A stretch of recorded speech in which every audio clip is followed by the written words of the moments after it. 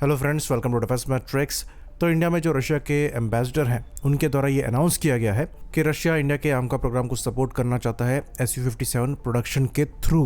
तो डेनिस एलिपोव द्वारा ये कहा गया कि Su-57 की लोकल मैन्युफैक्चरिंग के थ्रू ये आमका के प्रोग्राम को सपोर्ट करना चाहते हैं, जिसके अंतर्गत कुछ टेक्नोलॉजी ट्रांसफर होगा जो कि आमका के प्रोडक्शन में हेल्प करेगा। तो ये चीज़ रशियंस को भी समझ में आ चुकी है कि इंडिया काफ़ी कमिटेड है आमका को लेकर, इसलिए जो अपने प्रपोजल कर भी रहे हैं उसमें भी आमका को इंक्लूड करने की कोशिश कर रहे हैं। जबकि रियलिटी ये है कि ऐसा कोई स्पेसिफिक इम्पैक्ट Su-57 की लोकल प्रोडक्शन की वजह से आमका में नहीं पड़ने वाला है, क्योंकि लाइसेंस मैन्युफैक्चरिंग में आपको ज़्यादा कुछ मिलता नहीं है और जो हमारा आमका है ये Su-57 के कंपैरिजन में काफ़ी डिफरेंट एयरक्राफ्ट होने वाला है। तो आमका एक्चुअली वेस्टर्न डिज़ाइन कॉन्सेप्ट पर बेस्ड है और वहीं पर Su-57 की जो डिज़ाइन फिलॉसफी है ये डिफरेंट है। इवन जब हम रशियन प्लेटफॉर्म्स को लेते भी हैं तो हम उनको वैसे फ्लाई करते हैं जैसे वेस्ट में किया जाता है, और इसलिए इंडिया में ये प्लेटफॉर्म ज़्यादा सक्सेसफुल हैं।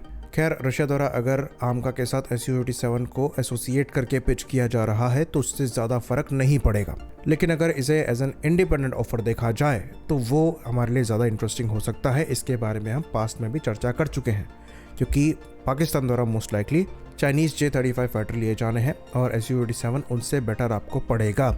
लेकिन अभी भी AL-51 इंजन्स को लेकर इशू चल रहा है।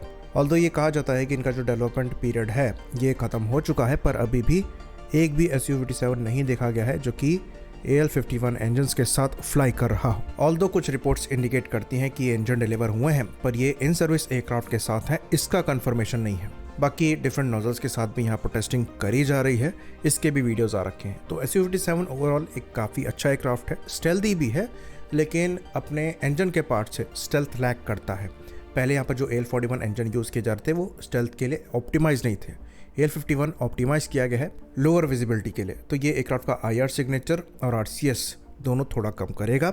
साथ में जो एयर इनटेक है वहाँ से भी RCS का इशू आता है, क्योंकि जो इंजन ब्लेड है वो विजिबल रहते हैं, क्योंकि यहाँ पर सर्पेंटाइन एयर इनटेक वगैरह नहीं दिया गया है। तो फ्लैंकर्स के साथ ये इशू है, इवन फल्क्रम के साथ भी ये इशू है, और ये चीज़ Su-57 में भी कैरी फॉरवर्ड हो रही है। ऑल्दो कुछ जुगाड़ लगाने की यहाँ पर कोशिश करी जा रही है, जिसके अंतर्गत रडार ब्लॉकर्स के साथ भी एक्सपेरिमेंट हो रहे हैं।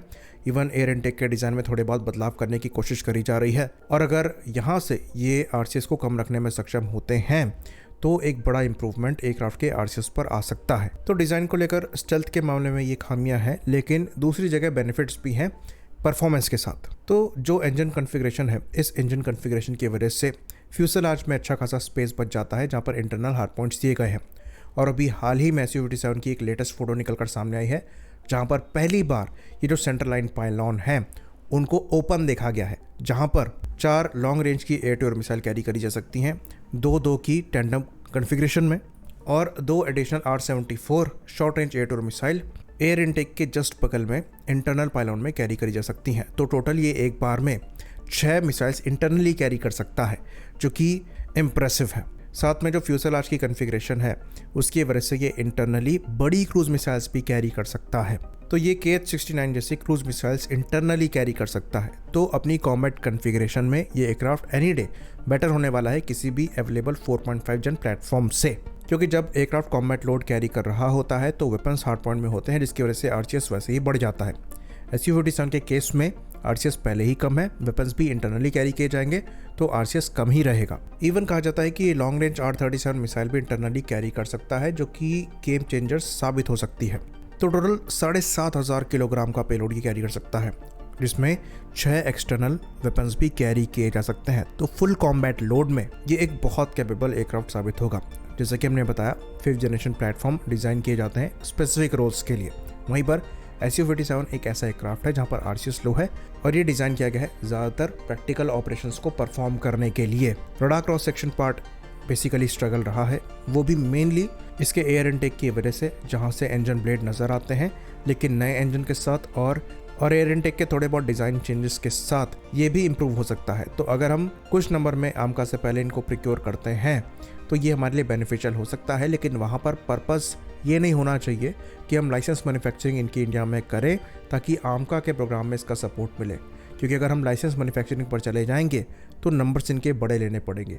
कुछ यहाँ पर मीडिया रिपोर्ट्स सजेस्ट करती हैं कि ये नंबर 5 से 7 स्क्वाड्रंस के हो सकते हैं, लेकिन हमारा पर्सनली ये मानना है कि नंबर इतने बड़े नहीं होने चाहिए। इनके 2 से 3 squadron of the shelf sufficient होने चाहिए, और वो भी तब जब AL-51 इंजन हमें साथ में मिले। इनके लोकल प्रोडक्शन का मतलब ये है कि आपको अच्छा खासा बजट एलोकेट करना पड़ेगा।